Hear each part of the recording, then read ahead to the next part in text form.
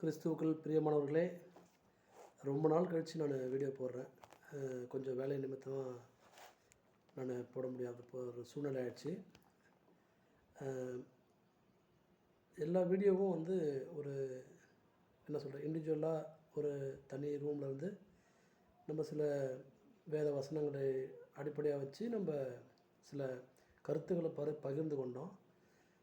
அப்படி நம்ம சத்தியத்தை நம்ம எப்படி போதிக்கிறோம், எப்படி விசுவாசிகளை நம்ம ஊக்குவிக்கிறோம், நம்ம விசுவாசத்தில் எப்படி வளர்கிறோம், கிறிஸ்துவுக்குள்ளே எப்படி நம்ம வழி நடத்தப்படுறோம், எப்படி வழி நடக்கிறோம் அப்படிங்கிறதெல்லாம் நம்ம சில வீடியோக்கள்லாம் நம்ம போட்டிருக்கிறோம்.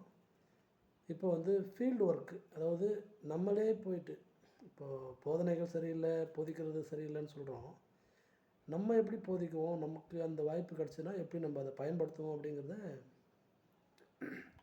ரொம்ப நாளாக எனக்கு ஒரு ஆசை.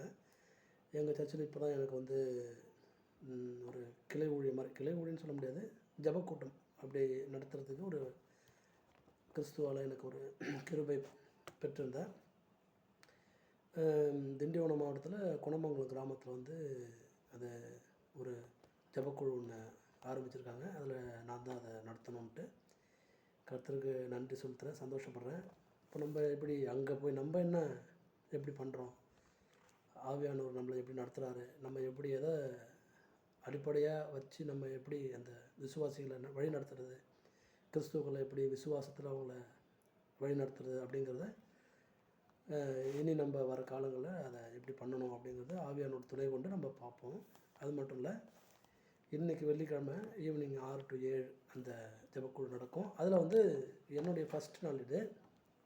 அந்த கிராமத்தில் நம்ம என்ன இன்றைக்கி பண்ணலாம் அப்படின்னு யோசிச்சுருந்தேன். ஆவியானவர் எனக்கு உணர்த்தது என்னென்னா, ஒரு விசுவாசி ரட்சிக்கப்பட்டு அல்லது இயேசு கிறிஸ்துவ அறிந்து அல்லது இயேசு சாமி அப்படிங்கிற ஒரு அந்த மனநிலையிலேருந்து அவங்க புதுசாக வந்திருக்கலாம். அப்போ அவங்களுக்கு என்ன வேணும், அவங்க எதை தெரிஞ்சுக்கணும் அப்படிங்கிற ஒரு சில கேள்விகளை நான் எழுதி வச்சுருக்கேன். கிறிஸ்துவனுடைய சிலுவை உபதேசம்லாம் அடிப்படையான சத்தியங்கள், அது தெரிஞ்சிருக்கணும். அப்புறம் ரட்சிப்புனா என்ன, எப்படி ரட்சிக்கப்படுறோம், எப்பொழுது ரட்சிக்கப்படுறோம், ரட்சிப்போட தேவனுடைய பங்கு என்ன, அதில் நமக்கு என்ன பங்கு, அப்புறம் விசுவாசனா என்ன, விசுவாசிக்கிறது எப்படி விசுவாசிக்கணும், எதை விசுவாசிக்கணும், யாரை விசுவாசிக்கணும், கீழ்ப்படிதல்னா என்ன, எப்படி கீழ்ப்படிதல், இதெல்லாம் நம்ம சில கொஸ்டின்ஸ்லாம் நான் எழுதி வச்சுருக்கேன். இன்றைக்கி நான் எடுக்க போகிறது என்னென்னா, அவங்கக்கிட்ட ஒவ்வொருவருடைய தனிப்பட்ட அனுபவங்கள், இயேசு கிறிஸ்துவுக்கும் அவங்களுக்கும் உள்ள தனிப்பட்ட அனுபவங்கள், சாட்சியை கேட்கலான்ட்டு இருக்கிறேன். ஏன்னா ஒரு தனிப்பட்ட ஒரு சாட்சியை நம்ம கேட்டோம்னா அவர்களுடைய விசுவாசம் கிறிஸ்துவை பற்றின கண்ணோட்டம் எப்படி இருக்குங்கிறத நம்ம தெரிஞ்சுக்க முடியும். அப்படிப்பட்ட கண்ணோட்டங்கள் வேதத்தின் அடிப்படையில் சரியான பாதையில் இருக்குதா அப்படிங்கிறத நம்ம தெரிஞ்சுக்கிட்டு அவங்களுக்கு அதை நம்ம எப்படி சொல்லிக் கொடுக்கலாம், அவங்களுடைய விசுவாசத்தை சீர்படுத்தி கிறிஸ்துவுக்கு நேராக நம்ம அதை வழிநடத்துறதுக்கு ஏதுவாக இருக்கும். ஸோ இன்றைக்கி ஈவினிங் ஜபக்குழுவில் இதுதான் என்னுடைய ஒரு 1 ஹவருக்கு இதை தான் நான் எடுக்கலான்ட்டு இருக்கேன்.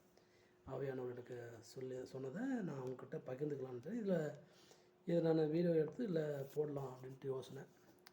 ஏன்னா இந்த கேள்விகளும் அவங்களுடைய ரெஸ்பான்ஸ், அவங்களுடைய பதிலும் என்ன சொல்கிறது, இப்போ நம்ம படித்து நம்ம சொல்கிறத விட அந்த இடத்துல களத்தில் போய் ஃபீல்டு ஒர்க் சொல்லுவாங்க இல்லைங்களா, அது மாதிரி களத்தில் போயிட்டு அவங்களுடைய மனநிலையை புரிஞ்சு அவங்களுக்கு எப்படி அதை நம்ம போதிக்கிறோம், அவங்களுக்கு ஏற்ற மாதிரி அவங்களுக்கு புரிகிற மாதிரி எளிய நடையில் எப்படி நம்ம அதை சொல்லணும், அப்படி தான், வேறு ஒன்றும் இல்லை.